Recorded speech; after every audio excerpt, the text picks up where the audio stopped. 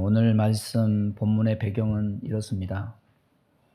주 60년경에 바울이 3차 전도 여행을 마쳤습니다. 그리고 예루살렘에 도착을 했는데 유대인들의 소동에 휘말려서 또 유대인 40명이 그를 죽이려고 하니까 천부장이 그를 빼내서 가이사라로, 총독이 있는 가이사라로 피신을 시키고 거기서 있으면서 2년이 지났습니다. 그 2년이 지나는 동안에 전임 총독 벨리스에서 신임 총독 베스도로 총독도 바뀌고, 총독이 새로 오니까 바울에게 로마로 가서 황제에게 상소할 것을 판결을 했지만은 자기 체면도 좀 세우고 황제에게 올릴 상소 내용을 보충하기 위해서 귀족들, 관료들, 또 유대인의 대표들 모인 자리에서 죄수 바울을 세우고 그의 변명을 듣고 심사해달라는 요청을 했습니다. 그래서 26장 대부분은 이 헤롯 대왕의 손자 이 아그리빠 왕 앞에서 바울이 한 변증인데, 이 본문을 택한 것은 변증의 내용을 하나하나 다 살펴보기 위함이 아니고 그의 회심에 관한 내용을 말하기 때문에 그것을 살펴보기 위함입니다. 이 바울의 회심 내용은 사도행전에 3번 기록되어 있습니다. 9장과 22장, 26장 이렇게 3번 기록되어 있는데, 바울의 회심을 간략하게 핵심만 짚어서 요약된 내용이 본문이기 때문에 이 본문을 택한 겁니다. 바울이 예수님을 만나는 장면은 종교와 참 신앙의 차이를 극명하게 보여준다는 데 큰 의미가 있습니다. 세상에 있는 종교는 인간이 신을 찾아갑니다. 그런데 우리 신앙은 하나님이 친히 인간을 찾아오심으로써 신앙이 시작될 뿐만 아니라 잘못된 삶, 죄악된 삶으로부터 이 터닝 포인트, 인생의 전환점이 시작된다는 데 있습니다.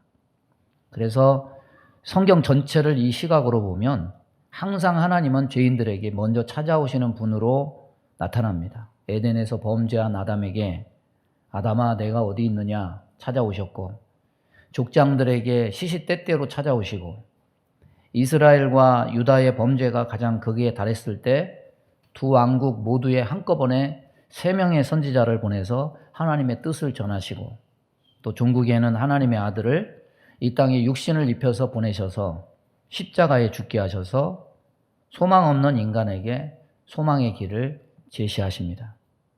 그래서 하나님은 항상 죄악된 인간을 향해서 먼저 손을 내미시고 먼저 찾아오시는 분이십니다. 바울은 십자가 후의 사람입니다.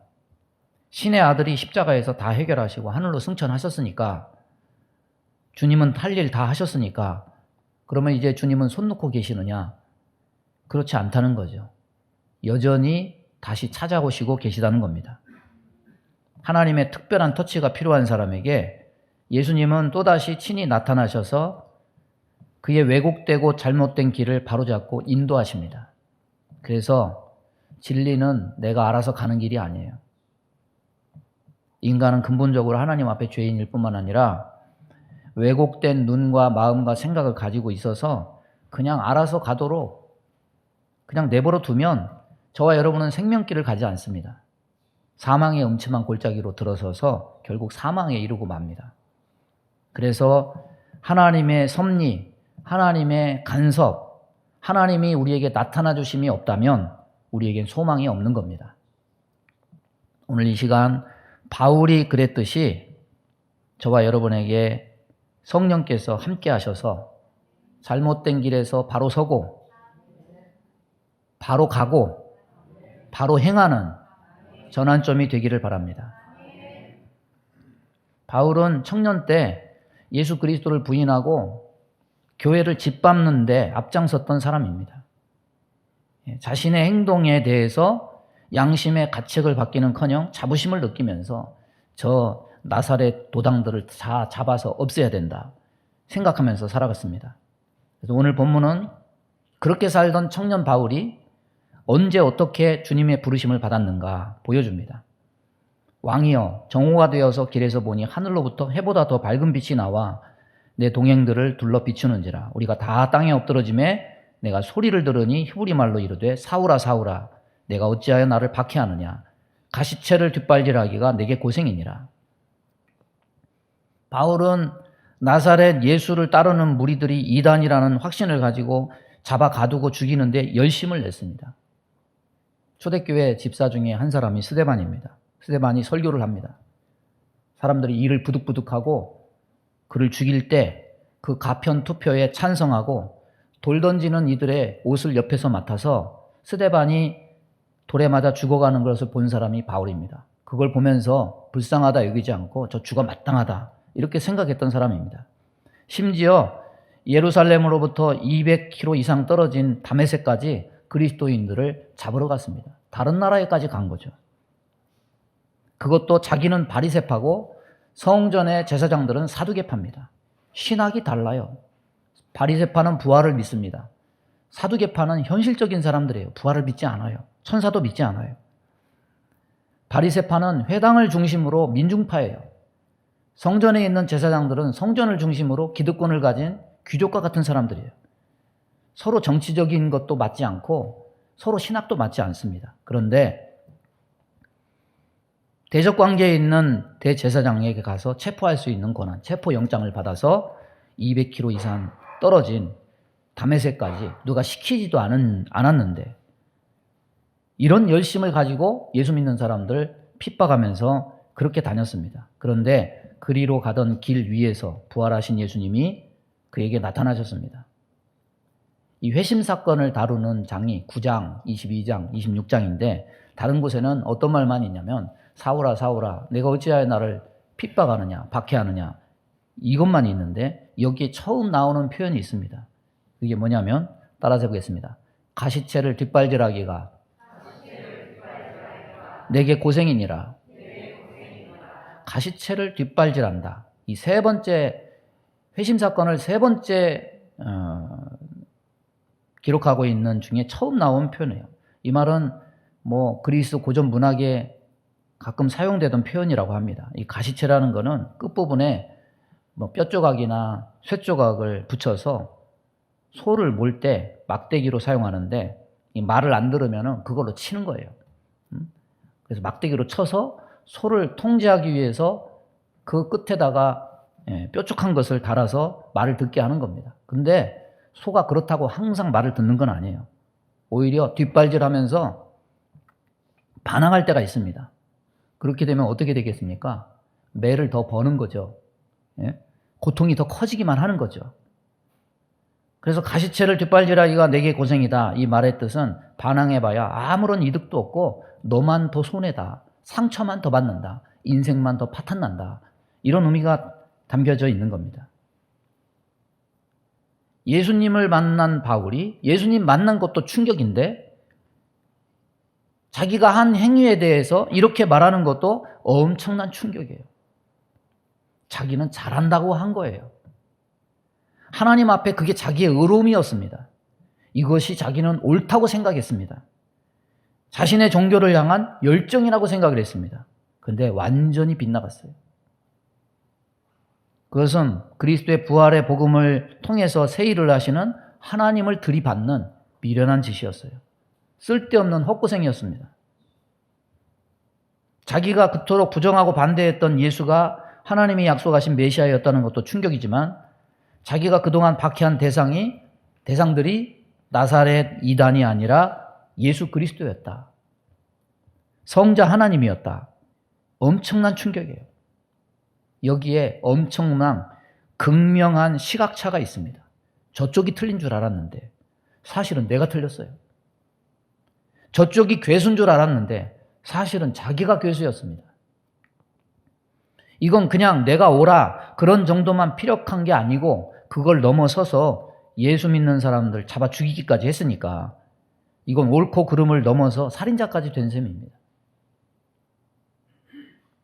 많은 사람들이 자기 기준을 가지고 살아갑니다. 나름대로 자기 생각을 가지고 살아갑니다. 그런데 그 옳고 그름도 사실은 내가 정할 것이 아님을 알 수 있어요. 바울의 자기 발견은 스스로 얻은 게 아니에요.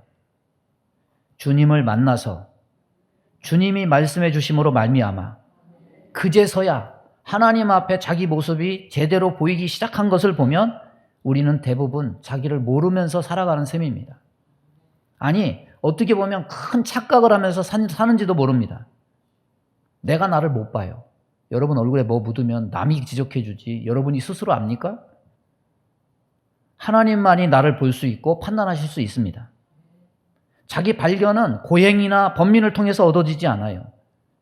주님이 만나 주셔야, 내 눈을 열어주셔야, 내 귀를 열어주셔야 비로소 볼 수 있고 깨달을 수가 있습니다. 그렇지 않으면 주님 말씀처럼 아무것도 모르고 잘하는 줄 알고 가시채를 계속 뒷발질하면서 매만 버는 거죠.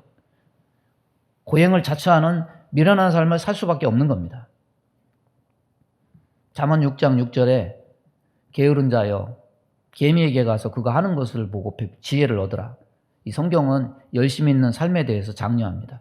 그래서 우리는 우리 삶에 열심도 내야 되고 신앙생활에도 열심을 내야 됩니다. 그런데 우리는 주의해야 돼요. 아무리 열심과 열정이 귀해도 그 열심은 내 철학, 내 교양, 내 사상이 아니라 하나님의 바른 말씀에서 시작돼야 됩니다. 왜냐하면 주님이 보여주시는 이 통찰이 없는 자기 열심, 지혜가 없고 분별력이 없는 이 종교적 열심이 때로 하나님 나라의 해가 되었다는 거죠. 그 열심이 오히려 자기 스스로 괴로움을 버는 가시대 뒷발질이 되었다는 겁니다. 바울이 이것을 깨달은 것은 스스로 성찰에 의해서가 아니에요. 다메섹 도상에서 주님이 만나 주셨기 때문이에요. 말씀해 주셨기 때문입니다. 우리도 나를 발견하려면 주 앞에 서야 돼요. 우리 눈을 열어서 나 자신을 보게 해달라고 기도해야 됩니다. 똑바로 보고 똑바로 가게 해달라고 간구해야 돼요.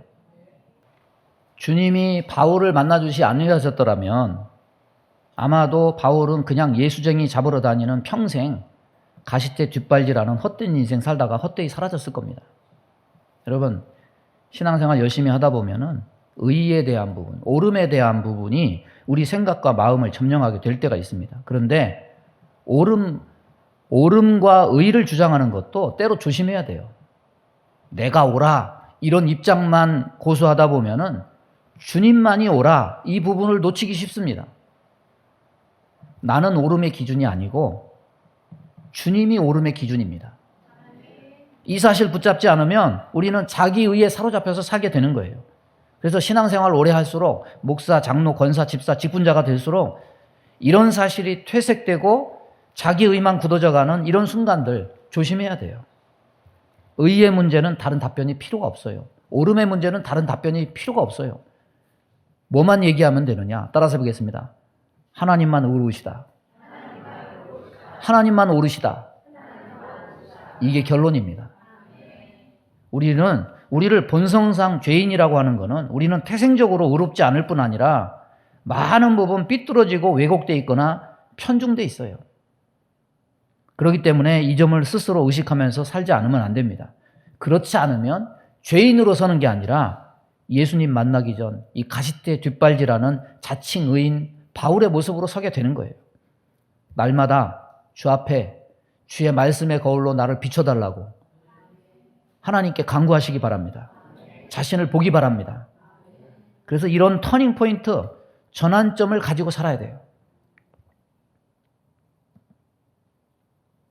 예수님이 부활하신 다음에 배신한 제자들을 찾아가신 가장 큰 이유는 배신에 대한 감정풀이가 아니었습니다. 여러분 성경 보면은 참 우리하고 달라요. 예수님은.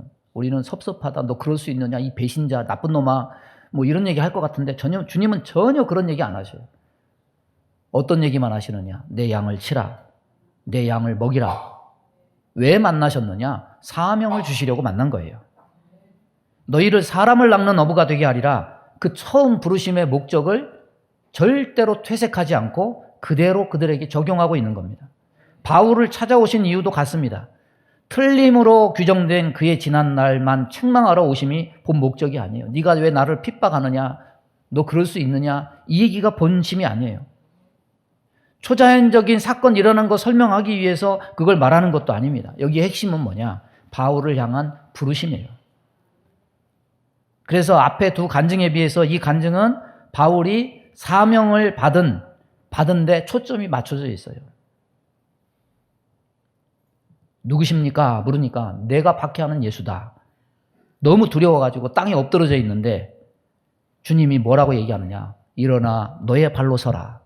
따라서 보겠습니다. 일어나 너의 발로 서라.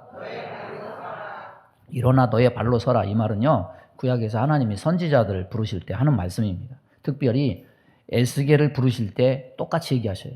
에스겔 2장 1절 보면 그러므로 내게 이르시되 인자야 내 발로 일어서라.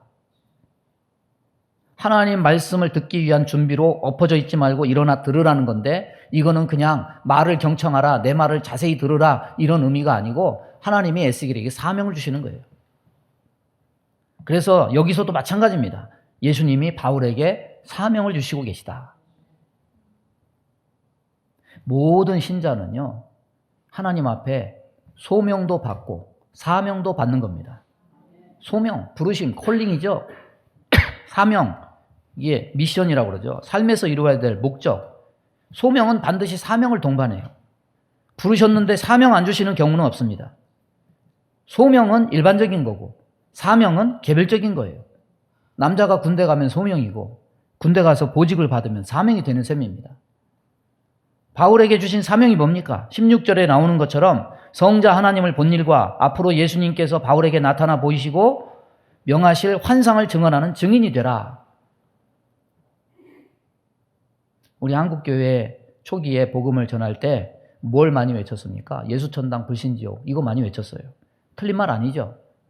죽으면 천국 가니까 결과론적으로는 맞습니다. 그런데 여기에 간과된 것이 있어요. 천국 가기 전까지, 죽기 전까지 머물러야 될 이 땅에서의 삶이 간과되어 있어요. 육신의 생명을 가지고 살아야만 되는 이 땅에서의 삶, 수고롭고 고통스럽고 어렵겠지만 어쨌거나 죽기 전까지의 삶은 이어져야 되고 유지되어야만 됩니다. 이런 관점을 던져주는 것이 이스라엘 백성이 출애굽을 기념해서 유월절과 무교절을 연달아 지키는 거죠. 신약성경 보면 예수님 돌아가신 날이 유월절 만찬하고 그 다음 날이죠. 그래서 유월절을 신약성경에서 뭐라고 얘기하냐면 무교절의 첫날이라 이렇게 얘기합니다. 유월절과 무교절은 이어져 있죠. 무교절의 첫날이 유월절이고 유월절 예식을 지킨 후 7일 동안 무교절의 절기를 지킵니다. 유월절은 구원의 은혜를 말해요. 어린 양을 잡은 고기와 쓴 나물과 누룩 없는 무교병을 같이 먹습니다. 그런데 나머지 7일 동안은 쓴 나물과 이 누룩 없는 떡, 맛없는 빵을 계속 먹는다고 해서 무교절이라고 부르는 거예요. 뭘 의미합니까? 유월절 구원의 감격은 단회적이지만 구원받은 자의 삶은 이 땅에서 계속되는데 그것이 쓴 나물 먹는 것과 같고 맛없는 빵을 먹는 것과 같아요. 무교절은 구원받은 자가 이 땅에서 어떻게 살아야 되는지에 대한 주의를 줍니다. 죄에서 구원 얻었으니까, 천국 보장되었으니까 이제는 다 됐다, 잔치하며 사는 게 아니에요. 어찌 보면 답답하고 인내하는 세월이 구원받은 이후의 삶입니다. 맛없는 빵, 쓴 나물 7일 동안 먹어야 했던 무교절이 그것을 시사해 주는 겁니다. 그런데 여러분, 이렇게 이 땅에서 천국 가기 전까지 살아갈 때 막 숨 죽이면서 막 쓴 나물 막 먹으면서 맛없는 빵 먹으면서 막 인내하면서 사는 게 전부냐? 그렇지가 않아요. 하나님이 구원받은 우리에게 인생을 그냥 숨 죽이면서 참으면서 이 땅에서의 나를 그렇게 소모하다 보면 천국이 도달하게 될 것이다, 이렇게 설계하시지 않으셨습니다. 무교절의 삶은 맛없는 빵만 먹고 재미없고 지난하고 지루한 것이 아니에요. 예수님이 제자를 부르실 때 더 적극적이고 긍정적인 삶의 방향성을 가지고 그들에게 삶을 제시하셨습니다. 그것이 뭡니까? 나를 따라오라. 내가 너희를 사람을 낚는 어부가 되게 하리라. 그래서 예수님의 복음은 이렇게 시작돼요. 회개하라. 천국에 가까웠느니라. 그 천국은 죽어서 천국만이 아니죠. 천국이 가까웠다는 것은 죽음 이후만이 아니에요. 예수님을 만난 그 순간부터 천국의 문이 열려진 겁니다. 지금 현실에서의 삶으로부터 천국이 시작된 겁니다. 2000년 전에 벌써 시작된 거예요. 장소적 천국은 죽어서 가겠죠. 그러나 천국의 내용은 살아서부터 누리는 거라는 겁니다. 하나님 나라는 살아서부터여야 됩니다. 그런데 그 살아서 천국은 세상 사람들처럼 먹고 마시고 시집가고 장가가는 그런 천국이 아닙니다. 어떤 천국이냐? 이 땅에서 천국을 보여주는 삶이에요. 이는 이 땅에서 천국을 보여주는 그 삶이 뭐냐? 우리의 사명이다. 따라서 보겠습니다. 천국을 보여주는 삶이 나의 사명이다. 여러분 살아있을 때 예수 믿는 사람이라면 두 가지 해야 돼요. 내 삶에 하나님 함께 하심을 보여줘야 돼요. 그 함께 하심으로 내 삶이 천국임을 보여줘야 돼요.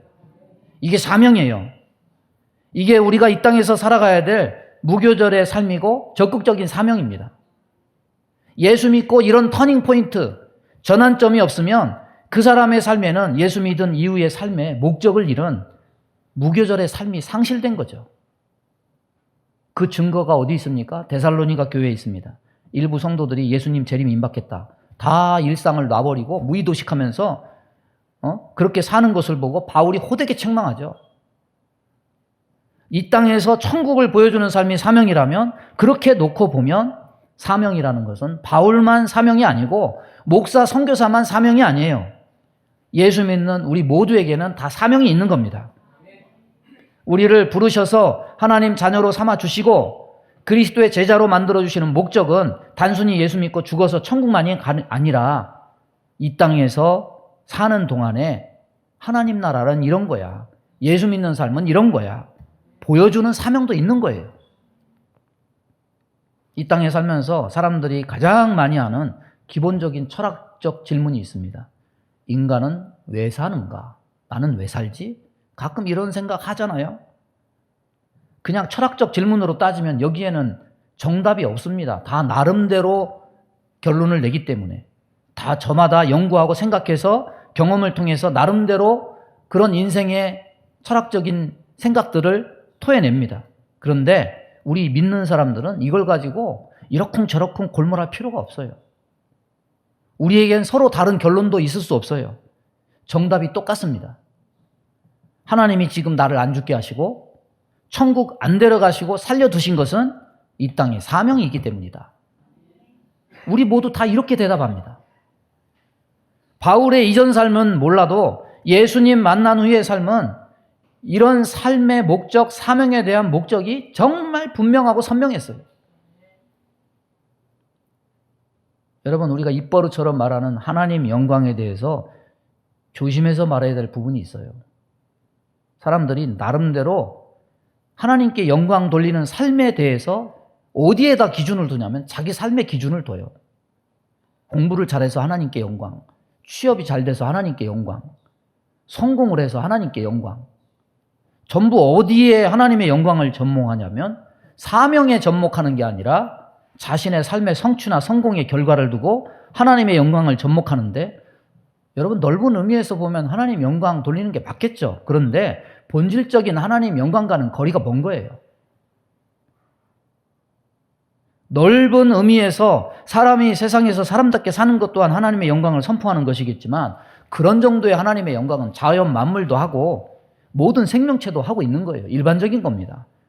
그냥 그런 것들은 하나님의 은혜고 감사의 제목일 뿐이지 본질적으로 하나님 영광 돌리는 삶이라고 말하기에는 부족한 거예요. 여러분, 하나님은 우리가 이 땅에서 당신의 계획 속에 사명자로 살아가는 것을 통해서 영광을 받으시는 겁니다. 한국하고 체코하고 1대0으로 치니까 주여 막 이기게 해주세요 막 기도하고, 2대1로 역전승하니까 하나님께 영광이라고 말하고. 여러분, 뭐 그건 하나님의 영광과 아무 상관이 없어요. 그냥 인간의 일일 뿐이죠. 하나님의 영광의 기준을 인간의 삶의 어떤 결과를 두고 운운하는 것은 그건 기복주의적 관점이지 하나님의 영광과는 거리가 멀어요. 하나님의 영광의 본질은 하나님의 일, 사명을 두고 말하는 것이 맞는 겁니다. 그런 의미에서 우리 모두 다 예수님 만났다면 뭐가 있어야 되느냐? 사명의 터닝 포인트가 있어야 돼요. 목사, 선교사만 사명을 받는 게 아니라 저와 여러분도 이 땅에 사명이 있으니까 사명의 전환점, 예수 믿은 삶 이후의 삶이 달라져야 돼요. 주님이 바울에게 일어나 내 발로 일어서라 말씀하시면서 이것을 말하고 있는데, 바울의 사명의 목적은 자기 삶의 영광을 통한 하나님의 영광이 아니죠. 오직 그리스도가 얻을 열매와 영광에 있어요. 그러니까 하나님이 나를 향해서 해주실 것을 가지고 하나님의 영광 운운하지 말고, 하나님이 나를 향해서 당신이 기대하는 바를 내가 순종함으로 하나님의 영광을 말해야 돼요. 여러분, 바울이 이 사명을 찾지 못했다면 바울은 어떻게 살았을까요? 예수 믿는 게 예수 믿는 사람 죽이는 게 하나님께 영광 돌리는 일인 줄로 알고 헛발질만 계속 하다가 죽는 인생이 되었을 거예요. 저와 여러분, 사명을 또한 찾지 못한다면 평생 공부 잘하면, 취업되면, 결혼하면, 내가 돈 많이 벌면 이런 식으로 하나님 영광 운운하면서 사명은 어디 가고 헛발질만 하는 거예요. 여러분, 하나님 영광은 반드시 사명과 관계 있어요. 따라서 해보겠습니다. 하나님 영광은 반드시 사명과 관계 있다. 마태복음 25장에 달란트 비유가 나와요. 보통 상급을 두고 많이 인용합니다. 그런데 오히려 이 달란트 비유는 오늘 말씀을 묵상하자면은 상급보다는 사명에 두고 생각하는 것이 더 유익해요. 주인이 한 종에게는 5달란트, 한 종에게는 2달란트, 다른 한 종에게는 1달란트 주고 길을 떠납니다. 오랜 시간 와서 주인이 결산을 합니다. 5달란트, 2달란트 받은 종들은 떠나자마자 바로 나가서 열심히 장사해서 2배를 남겨요. 그래서 각각 5달란트와 2달란트를 더 남겨서 10개와 4개를 만들어 놨어요. 근데 1달란트 받은 종은 달란트를 땅에 묻어놓고 있다가 주인이 돌아온 다음에 주인님이 무서워가지고 숨겨놨다가 주인님이 주신 그대로 내가 도로 가져왔습니다. 주인이 뭘 맡겼습니까? 사명을 맡긴 거예요. 사명을 맡긴 거예요. 사명을 주고 간 거예요. 너에게 이걸 맡기니까 이걸 가지고 나를 위해서 한번 일해봐라. 5개 받은 종, 2개 받은 종, 나가서 열심히 일해서 5개 남기고 2개 남겼기 때문에 칭찬받은 게 아니라, 만약에 경기가 안 좋아서 그것을 다 잃어버렸어도 주인을 위해 열심히 일한 것을 알기 때문에 주인이 칭찬했을 거예요. 근데 1개 받은 종은 뭐 했습니까? 주인을 위해서 아무것도 안 했어요. 오랜 시간 뭐 했습니까? 아무것도 하지 않았어요. 자기 판단으로 사명을 묻어버리고 자기 일만 했습니다. 앞에 2종은 사명을 그대로 받아 일해서 착하고 신실된 종이라고 불렀고, 1개 받은 종은 사명을 땅에 묻어놓고 게으른 종이 됐고, 자기 생각으로 주인을 재단했기 때문에 악한 종이 됐어요. 여러분, 신앙은 구원의 시작, 예수님 만난 시작, 6월절만 담고 있지 않아요.